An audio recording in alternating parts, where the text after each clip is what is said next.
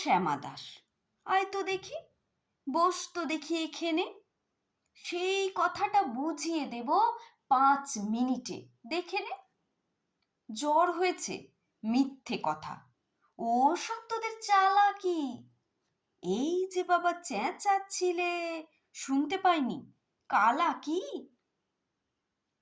মামার ব্যামো, বদ্যি ডাকবি, ডাকিস না হয় বিকেলে। না হয় আমি বাতলে দেব, বাঁচবে মামা কি খেলে।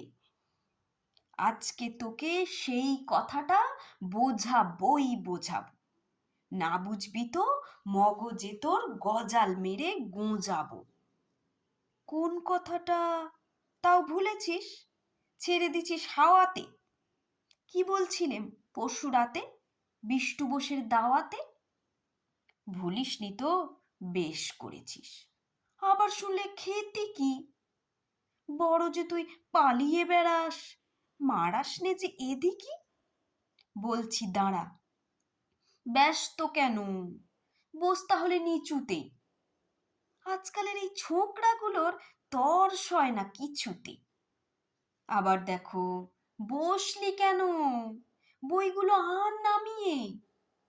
তুই থাকতে মুটের বোঝা বইতে যাব আমি এ? সাবধানে আন, ধরছি দাঁড়া। সেই আমাকেই ঘামালি। এই খেয়েছে, কোন আক্কেলে শব্দ কোষ্টা নামালি? ঢের হয়েছে, আয় দেখি তুই, বস তো দেখি এদিকে। ওরে গোপাল, গোটা কয়েক পান দিতে বল খেদিকে। বলছিলাম কি, বস্তুপিণ্ড সূক্ষ্ম হতে স্থূলেতে, অর্থাৎ কিনা লাগছে ঠেলা পঞ্চভূতের মূলেতে। গোড়ায় তবে দেখতে হবে কোত্থেকে আর কি করে রস জমে এই প্রপঞ্চময় বিশ্বতরুর শিকড়ে।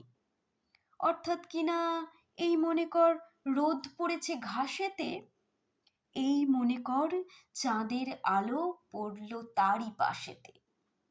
আবার দেখো, এরই মধ্যে হাই তোলবার মানে কি?